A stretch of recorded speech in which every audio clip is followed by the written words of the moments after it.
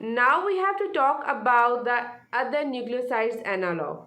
The first one are acylclovir. The second one is the well-acylclovir. Well-acylclovir is the prodrug of acylclovir and its bioavailability is much better than the acylclovir. Acylclovir has low or poor oral bioavailability, but its bioavailability is the good one. Second, for the indication is used for HSV1 viruses, HSV2 and Varicella zoster virus.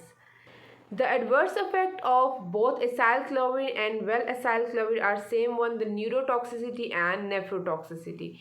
Now we have to move to the other two drugs, penciclovir and famciclovir. Famciclovir is a prodrug of penciclovir. So the difference between penciclovir and acylclovir is that they are also polymerase inhibitors but with 3-hydroxyl group. Penciclovir is used for HSV virus and we can use it topically because its bioavailability, oral bioavailability is very weak. So for that one we made famciclovir, that is the product of penciclovir. Its bioavailability, oral bioavailability is better than penciclovir and we can use it for HSV and shingles virus. Second, there are some side effects of this famciclovir.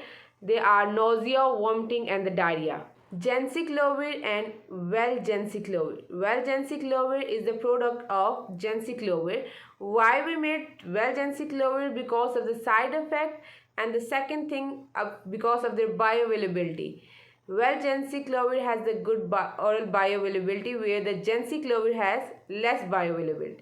Second thing, they have a lot of side effect like they can cause decreased level of platelets, they can cause leukopenia, they can cause decreased spermatogenesis, birth defects and neurotoxicity. That's why we made its prodrug.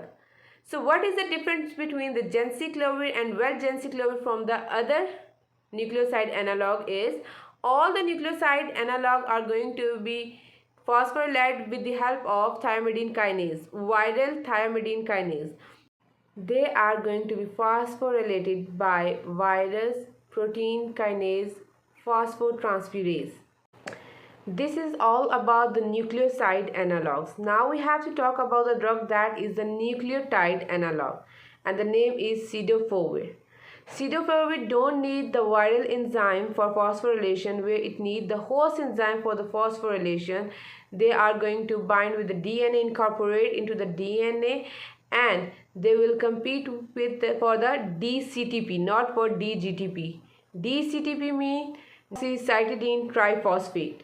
So viral enzymes are not necessary for its phosphorylation, so we can use it if in the patient which is resistant to nucleoside analog because this drug don't need viral enzyme for the activation. Next we'll talk about the indication, the CMV retinitis. We can use it for herpes virus, adenovirus, poliovirus, pox virus.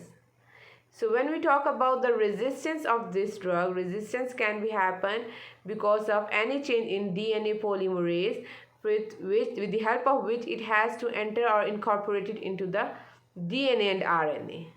Now we have to talk about pyrophosphate analog. The drug included in this class is foscarnet. So oral bioavailability of this drug is low, so we are going to give it in the IV form. And now we have to talk about the indication. So this drug can be used for the patient who have nucleoside analog resistance. So we can use in that one. Next are the side effect or adverse effects. So they can cause nephrotoxicity, hypocalcemia, hypomagnesemia, hypokalemia.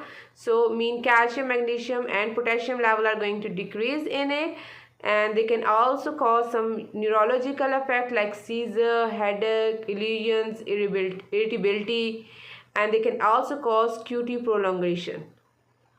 So this is all about the first class, that is for the herpes simplex viruses. In the next lecture, we will talk about the next class. Until that one, take care. Bye.